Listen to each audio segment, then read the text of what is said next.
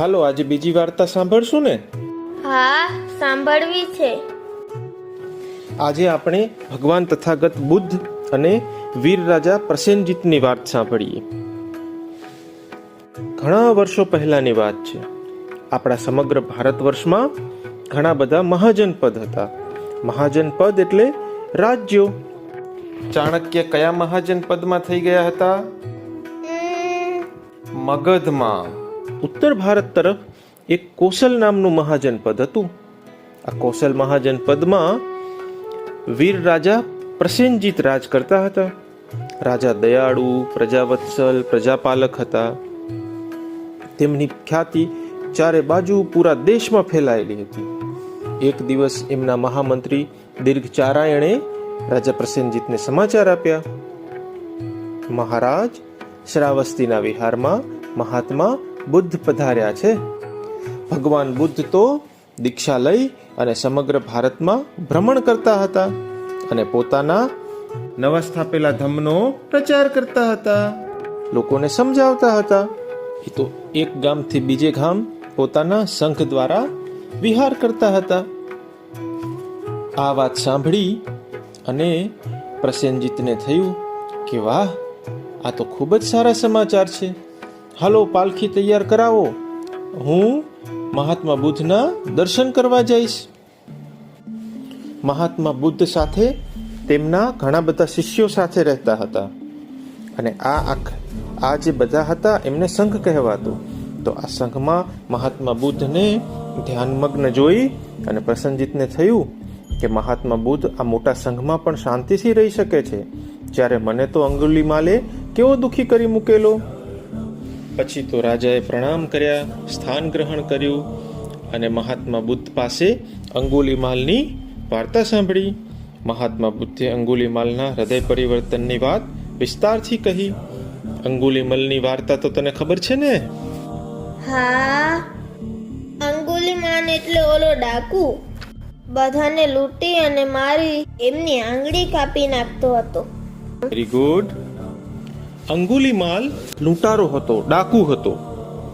તે જ્યાં રહેતો હતો ત્યાં જંગલમાંથી જે કોઈ માણસો જતા તેમને પકડી અને લૂંટી લેતો અને એમને મારી નાખતો અને તેમની આંગળી કાપી નાખતો અને એ આંગળી પોતાની આંગળીઓની માળા બનાવી અને પહેરતો.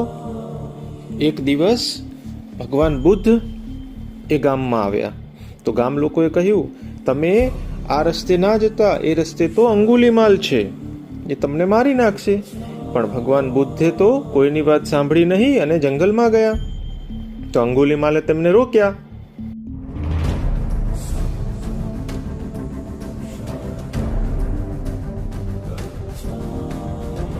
અંગુલિમાલથી તો બધા જ બીજ હતા, પણ અંગુલિમાલને જોઈને ભગવાન બુદ્ધ જરા પણ ના બિયાણા. એ તો સ્મિત વેરતા રહ્યા. તો અંગુલિમાલને થયું, આ કેમ મારાથી ડરતા નથી? અંગુલિમાલે કહ્યું, હે સન્યાસી, હું તમને મારી નાખીશ. ભગવાન બુદ્ધે સ્મિત વેરતા કહ્યું, સારું, મને મારી નાખજે. એટલો જ બધો તાકાતવાળો હોય તો સામેના ઝાડ પરથી એક ડાળી તોડી લાવ. તો અંગુલિમાલ તો ગયો, એને ડાળખી તોડી અને ભગવાન બુદ્ધને આપી. પછી ભગવાન બુદ્ધે કહ્યું કે તું હવે એટલો જ બધો તાકાતવાર હોય તો આ ડાળખીને પાછી ઝાડ પર જઈને જોડી આવ. તો અંગુલિમાલ કહે, એ તો કોઈનાથી શક્ય નથી, એવું કોણ કરી શકે? તો ભગવાન બુદ્ધે કહ્યું, જો કોઈ વસ્તુને તું જોડી નથી શકતો તો એને તોડે કેમ છે? એમ કહી અને એને ઉપદેશ આપ્યો અને અંગુલિમાલનું હૃદય પરિવર્તન થયું અને એ પછી ભગવાન બુદ્ધના સંઘમાં સંન્યાસ લઈ અને જોડાઈ ગયો. તો આ હતી અંગુલિમાલની વાર્તા. તો આ અંગુલિમાલની વાર્તા જ્યારે ભગવાન બુદ્ધે રાજા પ્રસેનજીતને કહી તો પ્રસેનજીત ખૂબ જ આનંદ પામ્યો. પછી રાજાનો આભાર માની પ્રસેનજીત વિદાય થયા. પછી રાજાની આદતો બગડી ગઈ. એ તો જેને તે ખાવા લાગ્યા અને ગમે તે સમયે ખાવા લાગ્યા. આખો દિવસ બેઠા રહે, સમયસર સૂવે નહીં, સમયસર જાગે નહીં. એના કારણે રાજાના સ્વાસ્થ્ય ઉપર ખરાબ અસર પડી. રાજા તો જાડા પાડા થઈ ગયા. એમ સમય વીતતો ગયો. થોડા મહિના થયા ત્યાં રાજા પ્રસન્નજીતને અસુખ જેવું વર્તાવા લાગ્યું. સ્વસ્થ દેખાતા રાજા બેચેન રહેવા લાગ્યા. રાજકારણમાં મન પરોવવું પણ ભારે થઈ ગયું. રાજવૈદ્યે સ્ફૂર્તિ વધારવા, બેચેની ઘટાડવા જાત જાતની ઔષધિઓ આપી, પણ રાજાની સ્થિતિમાં કોઈ સુધાર જોવા મળ્યો નહીં. તે મને કમને રાજભાર ચલાવતા હતા. વળી એક દિવસ રાજાને સમાચાર મળ્યા કે મહાત્મા બુદ્ધ પાસેના વિહારમાં પધારી રહ્યા છે. તો રાજાએ કહ્યું, તાબડતોબ પાલખી તૈયાર કરાવી દો, મારે એમને મળવા જવું છે. રાજા તો ત્યાં પહોંચી બે હાથ જોડી ભગવાન બુદ્ધને પગે લાગ્યો અને કહ્યું, આપ આટલા મોટા સંઘમાં કેવી રીતે શાંતિથી રહી શકો છો? હું પણ મહાજનપદનો સ્વામી છું, રાજા છું, પરંતુ કેટલો બેચેન છું. જાણે કે શરીરમાં ચૈતન્ય જ નથી રહ્યું. મારી સમસ્યાનો ઉપાય કરો પ્રભુ. ભગવાન બુદ્ધે એને નિરીક્ષણ કર્યું. ભગવાન બુદ્ધે જોયું કે તે ખૂબ જ જાડો થઈ ગયો છે, સ્થૂળકાય થઈ ગયો છે. એટલે ભગવાન બુદ્ધે એક યુક્તિ વિચારી અને એને કહ્યું, હે રાજા, તારે રોજ સવારે 1 કલાક નાના બાળક સાથે ખેલકૂદમાં વ્યતીત કરવાનું અને જમતી વેળા 1 કોળિયું બચાવો, એટલે કે 1 કોળિયું ઓછું જમવું. આટલું બોલી બુદ્ધ આંખો બંધ કરી અને ધ્યાનસ્થ થયા. રાજાને કઈ વાત તો ના સમજાણી, પણ એને ભગવાન બુદ્ધની વાત માની અને બીજા દિવસથી જ પોતાના બાળક સાથે રાજાએ રમવાનું શરૂ કર્યું. અને બાળક તો કેવું સ્ફૂર્તિલું હોય, આમ દોડે અને તેમ દોડે, પણ રાજા તો થોડી વારમાં જ થાકી ગયો. પણ મહાત્મા બુદ્ધને યાદ કરી અને એને રમવાનું ચાલુ રાખ્યું. રાજાને હાંફ ચડ્યો, પરસેવો થયો, થાક લાગ્યો, પરંતુ બાળકને તો કશું જ નહોતું થયું. એ તો એવું જ થનગનતું. રાજાને બાળકની ઉર્જા જોઈ આશ્ચર્યચકિત થઈ ગયા અને રાજાએ તો માંડ 1 કલાક પૂરો કર્યો. વળી પાછી ભૂખ લાગી હતી એટલે જમવા બેઠા. જમતી વખતે રાજાને 1 કોળિયો ઓછો કરવાની ઈચ્છા ન થઈ, કેમ કે બહુ જ રમ્યા હતા અને થાક્યા હતા અને ભૂખ પણ કકડીને લાગી હતી. પરંતુ મહાત્મા બુદ્ધ પ્રત્યેની શ્રદ્ધા ખૂબ જ હતી. એ તમને યાદ આવી અને એમને એમની વાત માની અને 1 કોળિયો ઓછું જમ્યા. વળી થોડી વાર થઈ અને એમને વિચાર આવ્યો, 1 કોળિયો બચાવો એટલે કયા કોળિયે અટકવું? આમ તે ધીમે ધીમે ઓછું જમવા લાગ્યા અને રોજ બાળક સાથે રમવા માંડ્યા. અને થોડો સમય જતાં જ તેમને જણાયું કે હવે એમને બાળક સાથે રમવામાં હાફ નથી ચડતો, થાક નથી લાગતો અને ધીમે ધીમે તેમનું શરીર પણ પાતળું થતું જાય છે અને સુડોળ થતું જાય છે. રાજા પ્રસન્નજીત પોતાની ઈચ્છાઓની ઉપરવટ જઈ મહાત્મા બુદ્ધના સૂચનનું પાલન કરતા રહ્યા અને જમવામાં ખૂબ જ ધ્યાન રાખવા માંડ્યા.